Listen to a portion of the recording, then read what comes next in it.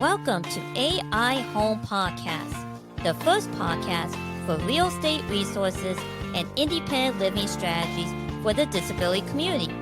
Why? Because accessibility is home. Hi, I'm Angela Fox, blogger, author, and your host. Now, let's begin. Hello, you listener. Welcome again to Accessibility is Home, the podcast that is dedicated to exploring home ownership. I'm your host, and today's episode is a bit different as I'll be sharing my own personal journey of listing my wheelchair accessible home on Airbnb. Over the next hour, we'll dive into what motivated me to list my home, the process of highlighting features, the challenges I face with Airbnb's platform, and my advice for other homeowners with accessible property who might be considering this path. So, my journey with Airbnb began quite unexpectedly. In 2024, I attended the third annual Disability Owned Convening, a 3-day virtual conference hosted by the National Disability Institute, an organization I highly recommend everybody to follow, and they provided workshops and speakers for disabled entrepreneurs. During one session, a panel discussed how Airbnb could be a business opportunity for disabled entrepreneurs to generate income by renting out their accessible homes. I was delighted to attend because, as many of you who might have listened to my podcast, I have a startup company, horizontal.com, where we lower the kitchen sink but raise the bar for disability home ownership. So not only am I a disabled entrepreneur myself, but then they had a workshop about Airbnb, and I thought this might be a way to expand disability home ownership, so I was delighted to attend this workshop. At that time, though, I wasn't personally motivated to rent out my own accessible home. I was particularly intrigued by one guest speakers, Lauren Woodward of Becoming Rentable. Lauren was a disabled homeowner who started her company certifying accessible vacation homes. If you're interested in hearing more about her story, you can listen to my episode on my website, horizontal.houses, because I got to actually interview her early in 2024. Later that year, my interest grew when Airbnb collaborated with United Spinal Cord Injury Association and provided a more detailed webinar about how to list your accessible home for rent on their platform, just showcasing that Airbnb is definitely reaching out to the disability community in more than one organization. While I found the information intriguing, I still thought this is interesting, but probably not for me. I don't like to share my home, to be perfectly honest, with strangers. However, everything changed towards the end of the year when my 12-year-old diabetic schnoodle, Waldo, passed away just a few weeks before Christmas holidays. And I still miss him to this day. In my grief, I found myself donating all of his belongings and his insulin. I planned a month-long extended stay with my out-of-state family, which was possible because my day job was remote. It was during this emotional time that I became motivated by the idea that my home could provide an accessible space for someone wanting to spend the holidays with their family or friends. Even better, I knew that unlike my past holiday vacations, where I had to get a pet sitter because my dog was staying at home, my home would allow a furry family member to stay with their human parent for the holidays. This realization hit home for me. My grief could potentially create an opportunity for another person with disabilities to enjoy the holiday season in a fully accessible environment. Before I talk about my Airbnb listing process, let me share what makes my home accessible, as this played a key role in my decision to list it. My home's architectural style, a ranch, it was very conducive to adding many accessible features because it was one level. Let me walk you through some of the key accessible elements. The doorway to the accessible bathroom is 32 inches wide, which accommodates standard wheelchairs. The bathroom itself has a wall-mounted toilet that allows a wheelchair to wheel closer, providing better transfer option. And here's a fun fact about wall-mounted toilets. Did you know that it was actually hotels chains that decided to do wall-mounted toilets. Why? It looked better because you didn't have the mount underneath the toilet. It's interesting to think that it is in fact very cosmetic appealing, which is why hotels were the first one to introduce wall-mounted toilets. So that's just a little fun fact. And then the same accessible bathroom is attached to the main bedroom, making it super convenient for those midnight potty breaks that I know I experience. One of my favorite features is the universal wheelchair step-free bathtub that has a built-in seat and a handheld shower head. This is different than a traditional walk-in bathtub where there is no steps, but there are also no place for an individual to sit, nor is it possible for a wheelchair user to be able to wheel up on parallel to transfer. The particular universal wheelchair bathtub that I have has a door that's a full length of the bathtub and then a built-in seat, as I mentioned. So I use electric wheelchair and I wheel up parallel and I just scooch my tush over to the seat, push my wheelchair aside, shut the door, and I can lock it in place. This bathtub, because not only does it have the built-in seat, it also has a handheld shower, providing the convenience of both soaking if I want to, but also using it as a regular shower. In the kitchen, I have a pull-down upper cabinets, which make reaching items above the countertop much easier without need to stretch or climb. I also have a front-load washer. Dryer units eliminate the need to reach over and into top-loading machines. Trust me, I've lived in an apartment complex where there was a front-loading washer and literally had to practically hang over into the tub, so to speak, of the washer or dryer to get the items. So it's very handy and very accessible to have front loader dryers. And most washer dryers are now that.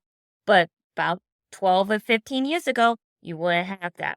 The exterior is just accessible with a zero-step entryway through a beautiful sidewalk ramp that connects nicely to a handicapped driveway. I've also added a ramp to the deck and created a ramp and paved outdoor patio to access the backyard easily. It's a little bit of note because I literally created the sidewalk and the outdoor patio simply because my diabetic dog Waldo became blind for the last year and he was too scared to go down the steps of my back deck. So I went in the front of my house and I had a ramp and we will walk down the sidewalk and I created a little patio that I could be out in the backyard while he roams safely in my fenced backyard. But it's still very nice to have and adds value to the home. Something I want to emphasize is that when able-bodied individuals are faced with the need to make a home accessible, they often worry about how to add specific modifications while ensuring the home remains fully functional for the able-bodied people. However, with a few exceptions, there's nothing that prevents an able-bodied person from using these modifications. For example, not having any steps into a house makes it easier for everyone to get inside a home, regardless of mobility status. I also just mentioned the fact that I created a separate sidewalk that goes from the front of my house all the way to the back of my yard and a little patio as well that able-bodied people can use.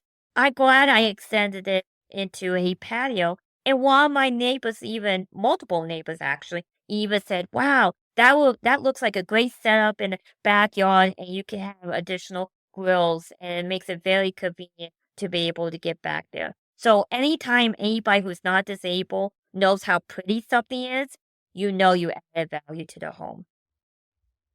Before attending any webinars, though, about Airbnb opening the doors to adaptive rental vacation homes, I had read a documentary about Airbnb's origins. Again, I have a startup company, Horizontal Houses, and I want to know what are some options to improve disabled home ownership, including disabled individuals only vacation homes. So I read the book. It was fascinating to learn how some MIT college students believe that if you targeted the right geographical location and a high demand need for temporary housing, like during the Democratic convention for the presidential candidate, President Obama at that time, Even a blown-up mattress in a one-bedroom Chicago apartment could be rented out. So that literally is true. These same inventors eventually realized that demand grew, their platform needed to be visually appealing and extremely user-friendly for both renters and hosts. Based on this, I expected the process of listing my home on Airbnb to be straightforward. For the most part, I can say it was. The platform allows you to have one account but switch between roles as a renter or a host. Give you the flexibility if you want both options.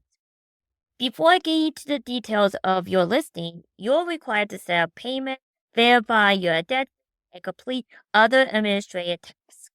I recall the turnaround time was pretty quick, but I would recommend giving yourself a few days to ensure you can move forward smoothly. When editing your listing, Airbnb divides it between your space and arrival guide. The arrival guide is your opportunity to tell guests about local area, transportation options, and places to visit. I honestly completed that portion last, and it's not required. I haven't found any of my guests taking the time to read it, but that doesn't mean you should put effort into creating. The Your Space section easily guides you through different rooms you'll likely have, such as bedrooms, kitchen, and bathrooms. It allows you to check from a list of amenities specific to each room type, list any privacy restrictions, and of course, highlight accessible features from your provided list of options. Each room and its accessible features allow you to upload photos to showcase them properly. You can also have options to set prices, specify how many nights a guest can stay, establish minimum stay requirements, choose cancellation policy, determine how far in advance a guest must book, set up your home's availability counter, outline your pet and house rules, and create general property descriptions. So I was very concerned initially that once I put it up, that I wouldn't be able to have any advance notice. So I was surprised. I was able to say, you know what? You have to at least give me at least 3 days in advance. So that means that will allow me to review the request and also set up cleaning services for the next guest. Now, this was where my experience took an interesting turn in reviewing the accessibility review process. Airbnb's accessibility review is a separate process from merely listing your home for rent. Although there are overlaps, the listing process relies heavily on photos you submit to prove the accessible features exist in your home. When I submitted my listing in December of 2024, I carefully uploaded separate photos for each accessible feature. I expected my home to be listed under the adaptive category, which Airbnb created specifically for properties with accessible features. It's important to know why this is so important for me and for users. Is that when you first go to Airbnb, if you are a future guest, at the very top, Airbnb really wants to make sure that they don't just have the traditional condos and single family homes to be rented. They want to have unique property. That's what makes them so great. And when I mean unique, they even have a category for tree houses, you all. You could probably even find a castle because they are internationals. These categories are at the very top of the website.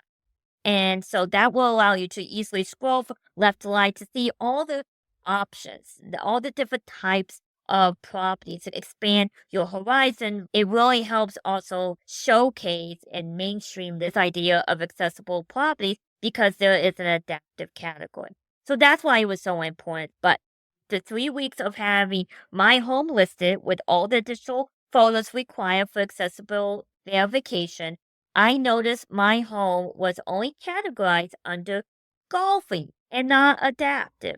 Yes, you all heard me correct. Golfing. And yes, there is a golfing resort, part of a country club, about 2 miles away from my house. This is when my adventure with Airbnb customer service began. On January 6th, I reached out to Airbnb for help. I believed at that time that because my accessible features were still showing as being reviewed, this was preventing my property from being listed under the adaptive category. My message to Airbnb customers was simple. How long does it take for the accessible features to be reviewed? It took a few tries to get past the unhelpful chatbot to speak with an actual person. We all will probably experience that with the glorious AI, right? When I finally did, the representative informed me that he was just finishing his shift, but if I could send him a message with all the details, he will work on my concern first thing when he starts his next shift. Of course, I thought, why wouldn't there be another individual who could pick up your work, considering Airbnb has properties worldwide? The next day, I spoke with a support ambassador at Airbnb who said he reviewed my listing and confirmed it was active. He asked me to capture what the system was showing on my end. So I took screenshots of one of the rooms that showed the accessible features still under review and sent them with a request that they be reviewed so my property could be placed in the adaptive category. The response was extremely unhelpful. I dare say he didn't even read my messages because he sent me information on how to add accessible features. I told him this wasn't what I was asking. The next day, it appeared I was sent back to the chatbot because it asked me if the information sent the day before was helpful, cause I immediately did respond. When I did, I said no to the chatbot. I got the message that my request was being forwarded to a team that could better assist me. Here we go again. When I was connected to someone new, I took a screenshot to show that the adaptive category was grayed out, not allowing me the option to select it like I could with other categories. The January 8th response stated that a change of category can take operation 1 to 7 days to implement. I responded that I had uploaded the accessible features on December 23rd, over 2 weeks earlier. And guess what happened? The chatbot sent me to the exact same information on how to add a category to my listing. I got the exact same information. So you can imagine I was getting frustrated. I sent a message back, and the response I received was just as confusing. Specifically, it stated that because the adaptive category wasn't listed on the previous link they sent me, I could add the new category, and the change could now take 5 to 7 days. Of course, I was puzzled, right? Because this whole thing is I wasn't able to change it in the first place, but it seemed like they were thinking that I could. I realized they were suggesting I had the ability to click on the adaptive category, add it to my listing again. Of course, I responded this wasn't possible for me to do since the option was grayed out, and I had already said that 2 other times. I was then connected to a senior case manager. He confirmed my category was listed as cold and informed me that Airbnb has a specialized team for the adaptive category. He admitted they don't have direct access to this team, even though he's a manager, and therefore couldn't help me any further. He didn't bother to give me any suggestions of who I could contact that might be able to connect me with the adaptive team. Can you believe that? So, what I discovered later on was that the adaptive category is reserved so far for about 1,200 homes that have gone through 3D scan, meaning that if you want to be an adaptive home, Airbnb does an additional steps by doing a 3D scan to really be able to lay out the house, and then uploads a 2D layout for individuals to be able to see, which I think is a fabulous way to verify that it's more than just some accessible features, that in fact this home is truly adaptive. But it remains unclear to me how you can reach out to Airbnb to request that a 3D scan be done of your home to qualify for adaptive category. However, my accessible features were eventually viewed and approved, just not the adaptive category. So besides that little hurdle, if you just take a step back and want to know what's going on, despite the challenges with the categorization that I had, I did receive inquiries from people interested in my home's accessibility features. New Airbnb doesn't require guests to identify if they have a disability, nor should they, y'all. The platform allows prospective guests to message hosts with questions and express their specific needs through the platform. Some messages I received, I learned about adult siblings who wanted to bring their elderly mother who used a walker. They specifically mentioned that the one-level home, including the ability to easily get into the universal bathtub, would be a good fit for their families. And they gave me an overall four-star. I also had interest from a veteran from Texas who was not only looking at my home's accessible features because he expected to have temporary mobility issues from an upcoming surgery, but he also appreciated my home's location being within driving distance to Walter Reed when he anticipated to have the surgery. Regarding insurance considerations, it's worth noting that Airbnb provides up to $1 million in insurance coverage for a host. Isn't that great?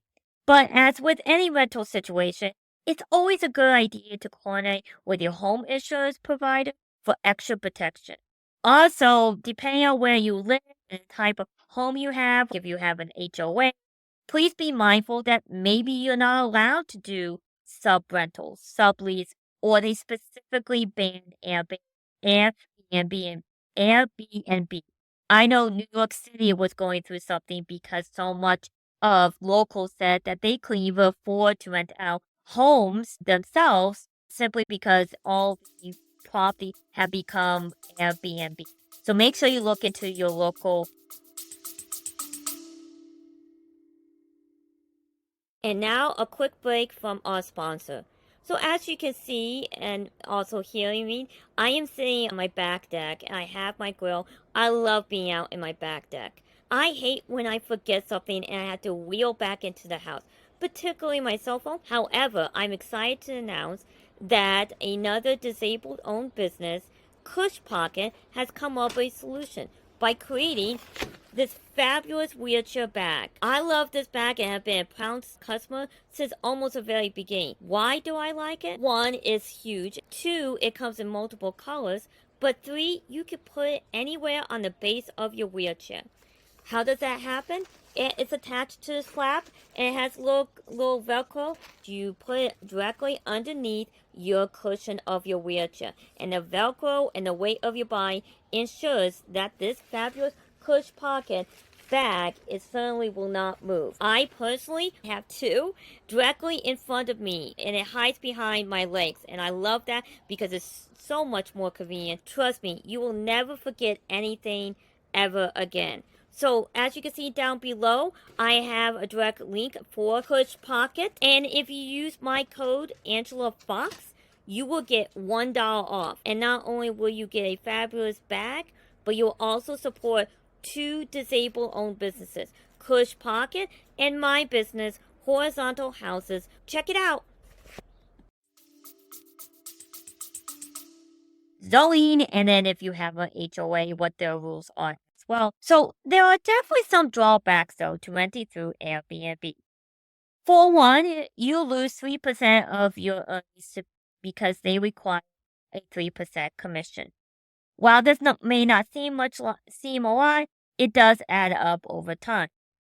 Another concern I have is that while Airbnb is good at marketing the benefits for guests to rent an Airbnb compared to a hotel, they may need to work on setting guest expectations a little better.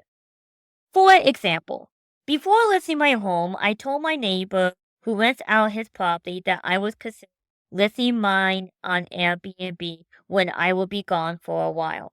His very first response was, "No, don't do it."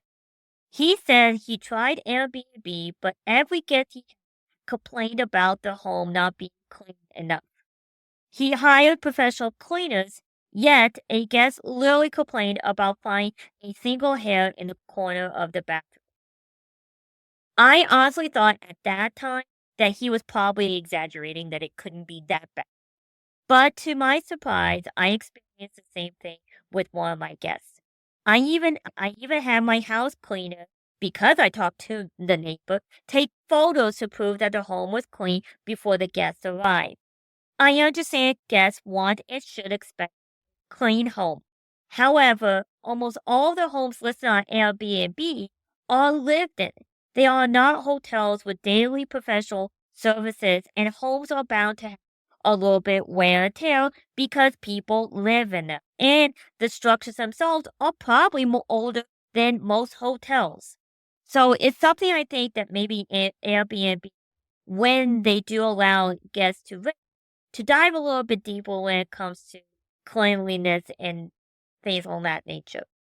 Despite these concerns about cleanliness expectations, I still received, like I said, an overall rating of 4 out of 5 stars, which I consider a success, especially for my very first time hosting. When I first listened to one of the webinars on Airbnb conducted, it was presented as an entrepreneurial opportunity, as I mentioned earlier.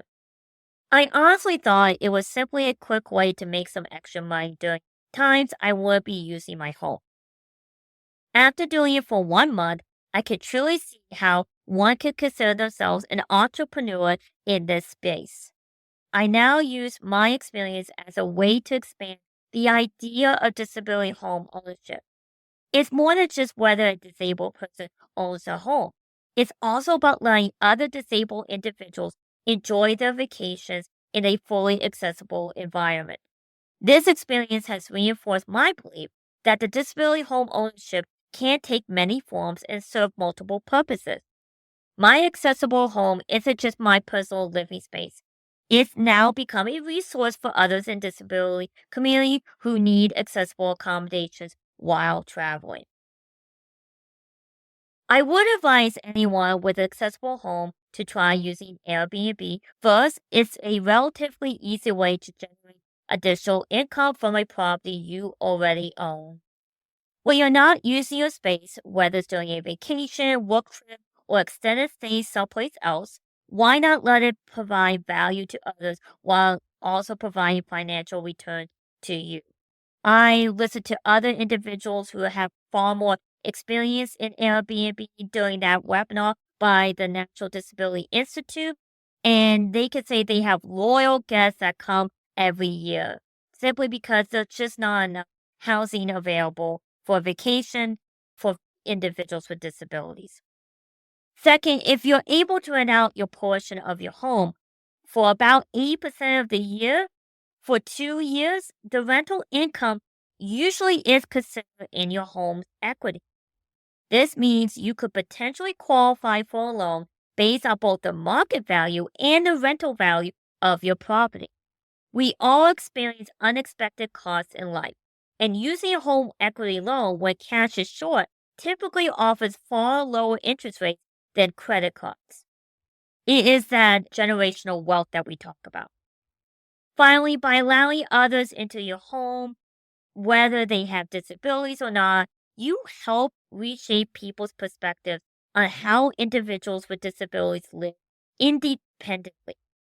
Every guest who stays in an accessible home and experiences its functionality firsthand develops a better understanding of accessible design and disability living. If any of you listening to this podcast decide to go on Airbnb and you have accessible features to the home, please reach out to me at accessibilityishome@gmail.com, and I will love to hear your story and invite you to be on my podcast as another way to expand people's understanding and considering this disabled individuals as also landlords themselves.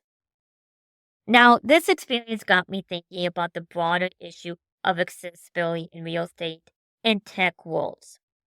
So recently, some news caught my attention that I find both intriguing and a bit perplexing. Joe Gabby, one of Airbnb's co-founders, has joined Elon Musk's Department of Government Efficiency, or DOGE, to help modernize federal retirement systems.